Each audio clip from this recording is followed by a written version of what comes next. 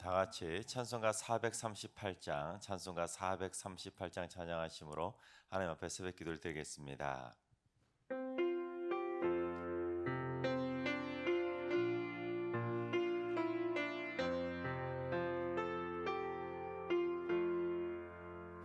내 영혼이 은총 입어 중한 죄짐 벗고 보니 슬픔 많은 이 세상도 천국으로 하하도다. 할렐루야 찬양하세. 내 모든 죄 사함받고 주 예수와 동행하니 그 어디나 하늘나라. 주의 얼굴 뵙기 전에 멀리 뵙던 하늘나라 내 마음속에 이루어지니 날로 날로 가깝도다. 할렐루야 찬양하세. 내 모든 죄 사함받고 주 예수와 동행하니 그 어디나 하늘나라.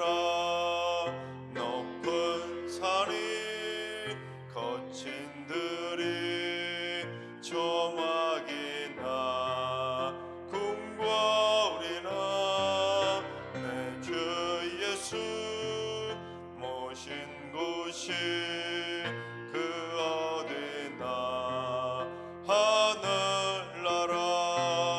할렐루야 찬양하세. 내 모든 죄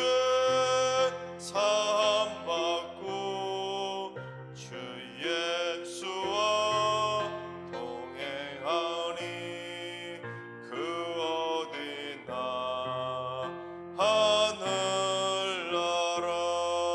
하늘나라. 아멘. 이 시간 다 같이 한마음 한뜻으로 하나님 앞에 기도하며 나아가시겠습니다. 오늘은 기도하실 때 주님, 성경 번역과 성경 배포가 땅끝까지 이루어지게 하여 주시옵소서. 이 땅에 기적적인 방법으로 성경 말씀을 전해주신 것처럼 아직도 열방 가운데는 복음이 들어가지 못한 미정도 종족들이 참 많이 있습니다. 하나님, 그들에게도 하나님의 기적의 방법으로 말씀이 속히 전해지게 하여 주시옵소서. 또한 성경 번역과 배포를 위해 수고하는 모든 손길들에게 은혜와 지혜를 더하여 주시옵소서. 성경의 번역과 배포를 위해서 기도해 주시기 바랍니다. 두 번째는 주님, 승리교회 모든 성도들이 이번 사순절 기간을 주님의 은혜 가운데 거룩하고 경건하게 잘 보내게 하여 주시옵소서. 사순절 기간 동안 자신의 죄성을 발견하여 회개하게 하시고 하나님 앞에서 순전한 제물로 쓰임 받을 수 있도록 말과 행실을 거룩하게 정화시키는 기간이 되게 하여 주옵소서. 그래서 주님의 십자가 사랑을 되새기는 거룩의 향기를 바라는 복된 기간 되게 하여 주옵소서. 거룩한 사순절 기간이 될 수 있도록 기도해 주시기 바랍니다. 세 번째는 주님, 우리 승리교회 안수 집사님들을 장중의 발로 굳건하게 붙들어 주시옵소서. 사회생활이 왕성한 시기에 주를 위해 더욱더 왕성하게 헌신하게 해주시고 또한 안수 집사님들의 가정과 일터에 복의 복으로 역사해 주셔서 하나님의 은혜가 넘쳐나는 축복된 일꾼들이 되게 하여 주옵소서. 또한 더욱 바른 믿음으로 성장해서 승리교의 미래를 잘 이끌어가는 영적 리더들로 귀하게 세워지게 하여 주옵소서. 우리 안수 집사님들 위해서 기도해 주시기 바랍니다. 이 시간 세 가지 기도 제목과 오늘 예배와 오늘 하루의 삶을 위해 다 같이 합심으로 기도하며 나아가시겠습니다. 다 같이 기도합니다.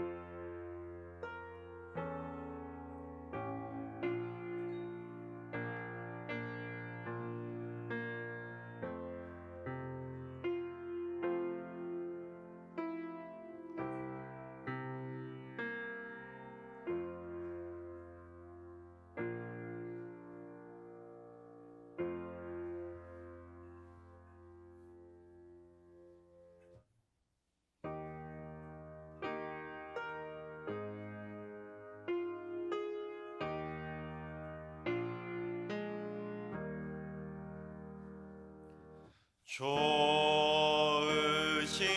하나님, 좋으신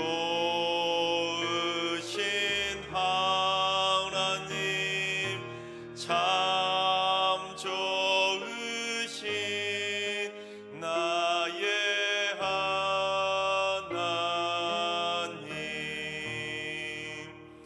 우리의 기도를 응답해 주시는 참 좋으신 나의 하나님.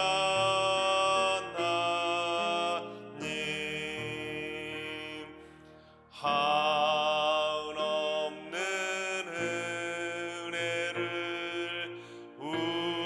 우리에게 주시는 참 좋으신 우리 하나님.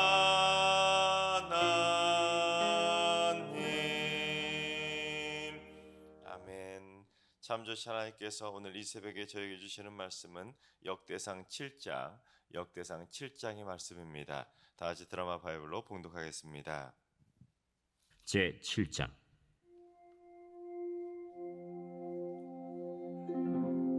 이사갈의 아들들은 돌라와 부아와 야숫과 시므론 네 사람이며, 돌라의 아들들은 우시와 르바야와 여리엘과 야메와 입삼과 스무엘이니 다 그의 아버지 돌라의 집 우두머리라. 대대로 용사이더니 다윗 때에 이르러는 그 수요가 22,600명이었더라. 우시의 아들은 이스라히야요, 이스라히야의 아들들은 미가엘과 오바댜와 요엘과 이시야 5사람이 모두 우두머리며, 그들과 함께 있는 자는 그 계보와 종족대로 능히 출전할 만한 군대가 36,000명이니 이는 그 처자가 많기 때문이며, 그의 형제 이사갈의 모든 종족은 다 용감한 장사라. 그 전체를 계수하면 87,000명이었더라. 베냐민의 아들들은 벨라와 베겔과 여디아엘 3사람이며, 벨라의 아들들은 에스본과 우시와 우시엘과 여리못과 일이 5사람이니 다 그 집의 우두머리요 큰 용사라.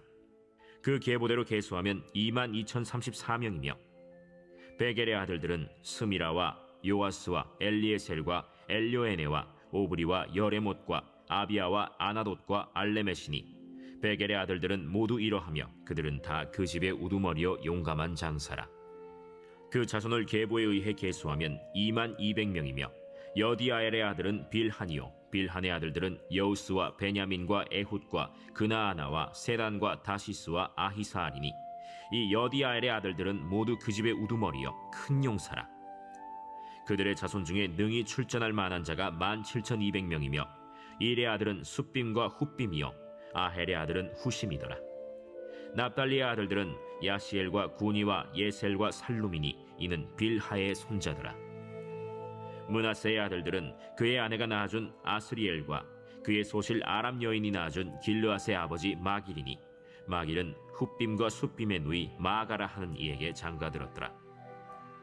므낫세의 둘째 아들의 이름은 슬로브핫이니 슬로브핫은 딸들만 낳았으며, 마길의 아내 마가는 아들을 낳아 그의 이름을 베레스라 하였으며, 그의 아우의 이름은 세레스이며, 세레스의 아들들은 울람과 라겜이요 울람의 아들들은 브단이니 이는 다 길르앗의 자손이라.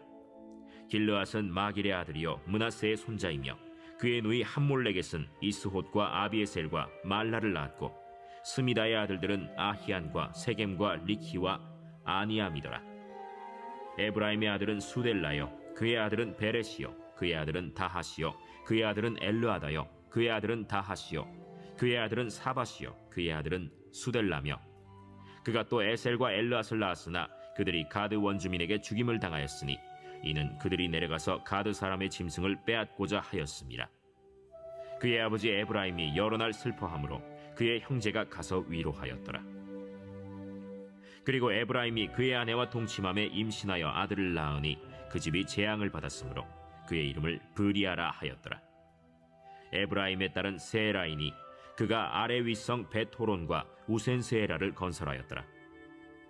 브리아의 아들들은 레바와 레셉이요 레셉의 아들은 델라요 그의 아들은 다하니요 그의 아들은 라단이요 그의 아들은 암미후시요 그의 아들은 엘리사마요 그의 아들은 눈이요 그의 아들은 여호수아더라.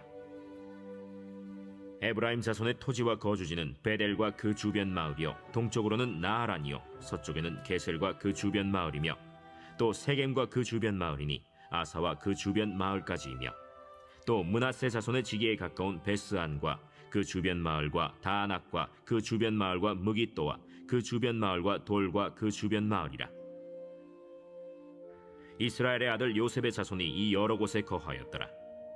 아셀의 아들들은 임나와 이스와와 이스위와 브리아요 그들의 매제는 세라이며 브리아의 아들들은 헤벨과 말기엘이니 말기엘은 비르사이스의 아버지이며 헤벨은 야블렛과 소멜과 호담과 그들의 매제 수아를 낳았으며 야블렛의 아들들은 바삭과 빔할과 아스와시니 야블렛의 아들은 이러하며 소멜의 아들들은 아히와 로가와 호바와 아람이요 그의 아우 헬렘의 아들들은 소바와 임나와 셀레스와 아말이요 소바의 아들들은 수아와 하르네벨과 수알과 베리와 이므라와 베셀과 톳과 사마와 실사와 이드란과 부에라요 예델의 아들들은 여분네와 비스바와 아라요 울라의 아들들은 아라와 한니엘과 리시아이니 이는 다 아셀의 자손으로 우두머리요 정선된 용감한 장사요 방백의 우두머리라.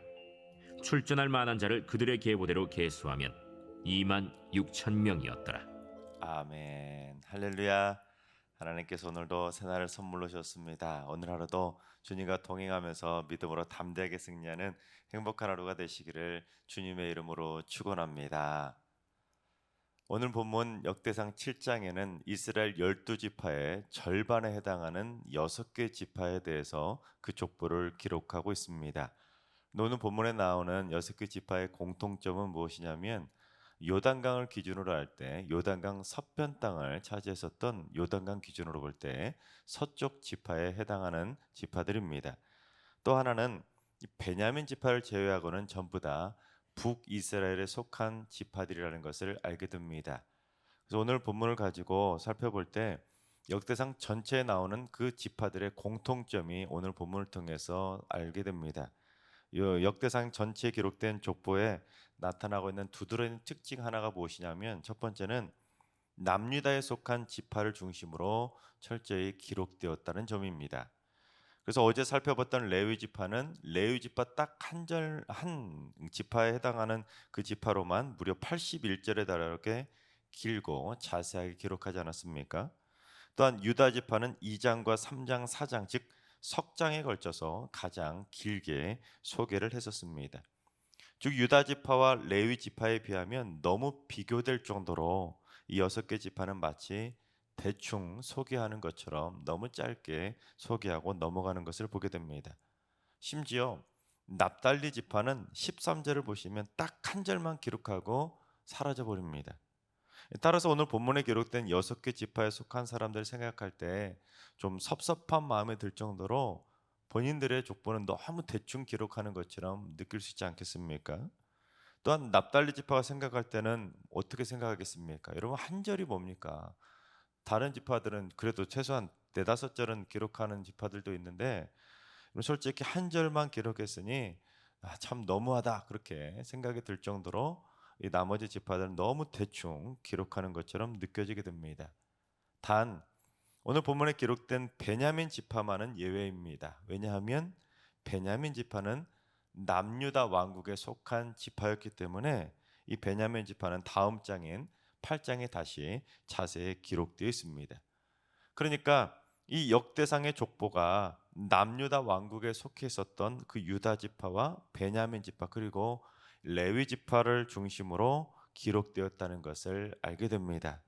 그래서 5장에서도 이 북이스라엘에 속했던 르우벤 지파와 갓 지파와 그리고 므낫세 반 지파에 대해서도 불과 26절로 세 지파임에도 불구하고 짧게 대충 기록하고 넘어가는 것처럼 짧아도 너무 짧게 기록하고 있는 것을 보게 됩니다. 왜냐하면 이 북이스라엘 왕국은 아수르에 의해 멸망당하면서 혈통이 섞어버린 그러한 사마리아인이 되었지만 상대적으로 남유다 왕국은 이스라엘의 정통성을 그대로 잘 유지했기 때문에 바벨론 포로에서 돌아온 다음에도 남유다 지파를 중심으로 그 족보 체계를 이루려고 했던 것입니다. 참고로 왜 레위 지파가 이 남유다에 속하냐 그렇게 의문을 가지신 분도 계실지 모르겠는데요. 여러분 이스라엘에 총 지파가 몇 개가 있죠? 12개의 지파가 있습니다. 그러나 12지파에 속하지 않은 지파가 하나 있었는데 그 지파는 레위 지파입니다. 그러니까 정확하게 따지면 이스라엘 지파는 총 13개의 지파입니다. 그렇게 13개 지파인데 보통 12지파라고 표현하는데 레위 지파는 어떤 한 지역을 차지한 것이 아니라 이스라엘 12개 지파들 가운데 골고루 속해 있었던 지파입니다. 그런데 특별히 예루살렘 성전을 중심으로 한 남유다 왕궁에서 주로 이 제사장 가문이고 또한 레위 지파가 주로 활동을 했기 때문에 이 레위 지파는 이 남유다에 속한 지파로 보통 쳐주게 됩니다. 그래서 오늘 본문뿐만 아니라 역대상에 나와 있는 전체 족보 가운데 나타나는 두드러진 특징은 남유다 왕국에 속했던 유다 지파와 베냐민 지파 그리고 레위 지파를 중심으로 기록되었다는 것을 알게 됩니다. 또한 이 역대상 족보에 나타나는 두 번째 특징은 빠진 족보가 있다는 것입니다. 그게 뭐냐면 단과 수불론 지파의 족보는 아예 빼버렸습니다. 아예 소개하고 있지도 않습니다. 납달리 지파는 한 절이라도 그렇게 기록해 줬는데 이 단과 수불론 지파는 아예 한 절도 기록하지 않고 완전히 이 족보에서 빼버립니다. 이 단과 스불론 지파는 지리적으로 어떤 특징을 가지고 있냐면 이스라엘의 최북단 가장 변두리 지방을 차지하고 있었던 변방의 지파들입니다. 하지만 아무리 그래도 그들도 엄연히 12지파에 속한 지파임에도 불구하고 역대상 족보에서는 이 단과 스불론 지파의 족보를 이제 살펴볼 수 없고 완전히 사라진 것을 보게 됩니다. 학자들은 왜 이 두 지파는 이 역대상 족보에서 빼버렸을까? 그 이유에 대해서 연구하고는 어떻게 결론을 내렸냐면 이 두 지파가 예루살렘 성전하고 가장 멀리 떨어져 있다 보니까 그들은 그 끝까지 우상 숭배를 고집하면서 결국 아수르가 멸망당할 때 완전히 사라져 버릴 정도로 하나님의 심판을 받아서 와해된 지파였기 때문이라고 그렇게 주장을 합니다. 특별히 이 요단강 서편 지역에서 북이스라엘에 속했던 그러한 지파들은 사실상 유다 지파에 비하면 유다 지파는 왕족 아닙니까? 왕족에 비하면 그 중요가 떨어지는 데다가 아수르에 의해 멸망당할 때 북이스라엘에 속했던 지파들은 혈통이 이방인들과 강제로 섞여 버립니다. 그러니 북이스라엘 멸망당한 이후의 족보는 순수한 혈통의 족보가 아닙니다. 그래서 순수한 혈통을 유지한 족보를 확보하기가 어려웠기 때문에 북이스라엘의 지파의 족보들은 아예 빼버렸다는 것으로 알 수 있습니다. 이러한 분위기는 이제 신약 시대까지 이어지게 되는데 그래서 유대인들은 이 북이스라엘 지파 출신인 사람들이 사마리아인 즉 이방인들과 혈통이 섞여버린 사마리아인이 되었기 때문에 이 북이스라엘에 속했던 이 사마리아인들을 거의 사람 취급도 하지 않습니까? 자기들이 원해서 그랬던 것도 아니라 아수르의 정책이 이방인들하고 섞이게 만드는 그런 정책이었기 때문에 어쩔 수 없이 혼혈이 되었음에도 불구하고 이 남유다 왕국을 중심으로 한 유대인들은 그들을 아예 상종조차 하지 않았습니다.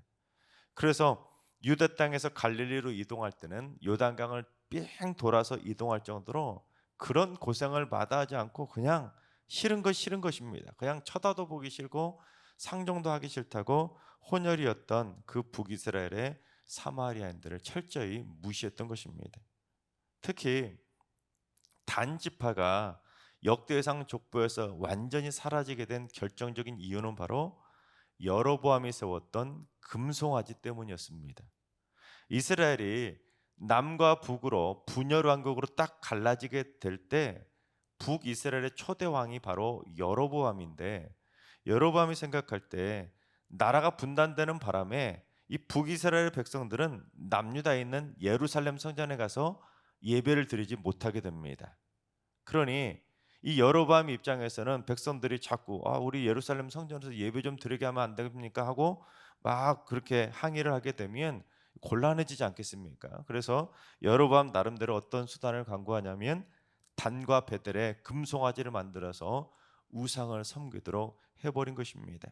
너희들이 이제 예루살렘 갈 필요 없어. 우리에게도 성전이 있으니까 저기 가서 섬겨. 그런데 금송아지를 섬기라고 해버린 것입니다. 그래서 예루살렘 성전에서 멀어서 가지도 못하는 데다가 단지파 땅에는 이 금송아지까지 세워져 있으니까 단지파 사람들은 어떻게 생각하겠습니까? 굳이 하나님을 섬기는 것이 아니라 단지파 그 땅에 있었던 금송아지를 그렇게 섬길 수밖에 없게 된 것입니다. 이 때문에 단지파 사람들은 이스라엘 최북단에서 예루살렘에서 가장 멀어진 땅에서 금송아지를 섬기며 완전한 우상 숭배의 소굴로 변방의 지파로 전락하고 말았던 것입니다. 그러니 이 금송아지를 섬기던 단지파를 어떻게 이 믿음의 족보 안에 넣을 수가 있겠습니까? 그래서 이 역대상 기자는 이 단지파에 대해서는 족보를 아예 빼버린 것입니다. 여러분, 이것이 우리에게 어떠한 영적인 교훈을 주냐면 내 신앙이 자꾸 성전과 멀어지고 예배의 자리와 멀어지게 되면 변두리 신앙으로 전락하게 되면 결국 내 인생의 계보는 우리 집안의 계보는 하나님 나라의 계보와 멀어질 수밖에 없다는 것을 기록하고 있는 것입니다. 즉 신앙의 공백기가 길어지면 길어질수록 그만큼 하나님을 향한 마음도 멀어질 수밖에 없는 것이죠. 여러분 교회를 선택하는 기준에 대해서 종종 이런 말들 하게 됩니다. 하는 경우들이 있습니다. 교회를 정할 때는 새벽 기도를 걸어서 다닐 만한 교회로 정하라 그런 말이 있습니다. 왜냐하면 그 정도로 예배당과 성전하고 가까워야 내 신앙을 지키는 것이 쉽지 예배당과 멀어지고 성전과 멀어지게 되면 결국 한 번 두 번 뜸하다가 결국 하나님과도 멀어지는 신앙이 될 수밖에 없다는 것이죠. 성전하고 가까워야 중심 신앙으로 내 신앙을 지키는 것이지 멀어지면 멀어질수록 하나님과 멀어지는 변두리 신앙으로 전락할 수밖에 없는 것입니다. 그래서 우리가 보통 이사를 가게 되면 도저히 차로도 예배를 드리지 못하는 곳으로 이사를 가게 되면 하루라도 빨리 가까운 곳에 성전을 새로 교회를 정해야지 그냥 멀어졌다고 그냥 요즘 온라인도 대세인데 온라인으로 예배드리지 하도 보면 결국 내 신앙은 변두리 신앙으로 멀어질 수밖에 없게 되는 것입니다. 바라옵기는 우리의 신앙의 위치가 교회와 가까워질 수 있길 바랍니다. 늘 하나님의 교회를 사모하는 열심을 가지고 성전에 발걸음하시고 반드시 주일 성수는 물론 뜨거운 예배의 열정을 가지고 하나님만 전심으로 예배할 수 있는 중심 신앙이 될 수 있길 바랍니다. 그래서 하나님께 주목받지 못하는 변두리 변방의 신앙으로 전락하는 것이 아니라 우리 모두 성전을 사모함으로 말미암아 하나님께 주목받는 중심의 신앙으로 우뚝 서게 되시기를 주님의 이름으로 축원합니다. 그런데 이 7장이 기록된 역대상 족보에서 또 하나 찾아낼 수 있는 두드러진 족보의 특징이 있는데 그건 바로 전쟁에 출전할 만한 용사들을 강조하고 있다는 점입니다. 오늘 본문에 보면 2절에 이사갈의 후손들이 대대로 용사라고 소개하는데 특히 이 돌라의 자손은 다윗 때에 이르러 그 용사의 수가 22,600명이나 되었다고 기록합니다. 또한 우시의 자손들 중에는 능히 출전할 만한 군대가 36,000명이나 되었다고 기록합니다. 그처럼 이사갈 지파는 다윗 때에 이르렀을 때 전쟁에 출전할 만한 용사들이 참 많았는데 어느 정도 많았는지 우리 5절을 봉독해 보겠습니다. 그의 형제 이사갈의 모든 종족은 다 용감한 장사라 그 전체를 계수하면 87,000명이었더라. 즉 이사갈 지파의 자손들 중에는 전쟁에 능한 용맹한 용사가 무려 87,000명이나 있었다고 기록하고 있는 것입니다. 또한 베냐민 지파에 있었던 용감한 용사들도 소개하는데 베냐민 후손들 중에는 벨라의 자손 중에 용감한 장사가 22,034명, 베겔의 자손 중에는 용감한 장사가 22,200명, 여디아엘의 자손 중에 용감한 장사는 17,200명. 그러니까 합하면 베냐민 지파에서도 출전할 만한 용사가 약 6만 명 정도 되었던 것입니다. 특히 오늘 본문에는 성경 전체 가운데서 오늘 본문에만 딱 2번 기록되어 있는 독특한 표현이 나옵니다. 그건 바로 4절과 11절에 나오는 능히 출전할 만한이라는 표현입니다. 그냥도 아니라 능히 출전할 만한 그러한 표현이라는 무엇이냐 말하냐면, 요즘 군대로 말하면 지금 당장이라도 전쟁에 투입될 수 있을 정도로 항상 대기 중인 최정예 상비군을 의미합니다. 여러분, 역대기 족보에서 이처럼 특별히 오늘 본문에 다윗 때에 이르러서라는 표현이 나오는 것처럼 이 다윗 때의 용감한 용사들, 능히 출전할 만한 용사들을 강조한 이유가 무엇이냐면 나라 잃은 서름 때문이었습니다. 다윗 왕 때는 그처럼 능히 출전할 만한 용사들이 많았기 때문에 다윗 왕 시대에는 이방 민족들이 감히 어찌할 수 없었고, 이방 민족들을 정복해 나가는 가장 큰 영토를 차지할 수 있었던 가장 부강하고 강대국으로 그 당시를 유지했었는데, 이제 나라가 멸망하게 되자 다윗 왕 때 능히 출전할 만한 용사들이 많았던 옛날이요, 그때로 돌아가고 싶은 마음에 그 능히 출전할 만한 용사들을 강조하고 있는 것입니다. 역사를 잃은 민족은 미래가 없다고 하지 않습니까? 우리가 이 다윗 왕 때는 이방 민족이 함부로 하지 못하는 능히 강대국으로 인정받았었는데, 북이스라엘과 남유다로 분단되고, 특별히 북이스라엘과 남유다 마지막 무렵에는 아수르와 바벨론이 쳐들어왔을 때 그냥 싸울 만한 군사들도 없이 그냥 속수무책으로 멸망당하고 말았었습니다. 그래서 이제 바벨론의 포로 생활하다가 돌아온 그 후손들에게 교육할 때, 이제 우리 다 같이 그 다윗 왕 때 용맹한 용사들이 많았던 그때로 돌아가서 이제 다시 우리나라가 절대로 빼앗기는 역사가 일어나는 것이 아니라 이 나라를 지키자고 하는 담대한 믿음의 표현을, 다짐의 표현을 강조하고 있는 것입니다. 그래서 특히 2절에 보시면 대대로 용사라는 표현이 있는 것처럼, 이제 우리 대대로 용사의 집안이 되어서 이 민족을 반드시 굳건하게 지켜내자는 결연한 다짐을 위해서 그처럼 용맹한 용사들에 대한 족보를 강조하고 있는 것입니다. 마찬가지로 오늘날 우리 그리스도인들은 하나님의 나라를 지켜낼 수 있는 가장 용감한 최정의 용사가 되어야 됩니다. 우리 디모데 후서 2장 3절을 봉독해 보겠습니다. 너는 그리스도 예수의 좋은 병사로 나와 함께 고난을 받으라. 병사는 병사인데 무슨 병사요? 그리스도 예수의 좋은 병사가 되라는 것입니다. 그런데 병사는 어떻습니까? 놀고 먹는 직업이 병사는 아니지 않습니까? 그리스도 예수의 좋은 병사가 되어서 하나님 나라를 지키기 위해서 열심히 힘을 내자고 바울이 우리를 향해 촉구하고 있는 것입니다. 그런데 병사로 일한다는 것은 쉬운 일이 아니기 때문에 바울은 그것을 고난이라고 표현한 것입니다. 우리나라 병사들 중에서 특별히 38선 부근의 전방 지오프에서 복무하는 병사들이 얼마나 고생을 많이 합니까? 군인이라고 해서 다 똑같겠지만 그래도 특별히 최전방에서 병사로 복무하는 것은 그만큼 더 힘들고 어려운 고생입니다. 마찬가지로 우리들은 영적 전쟁의 최전방에서 싸우고 있는 하나님 나라의 최전방 지오프에서 복무하는 영적인 군사들이나 다름이 없는 것입니다.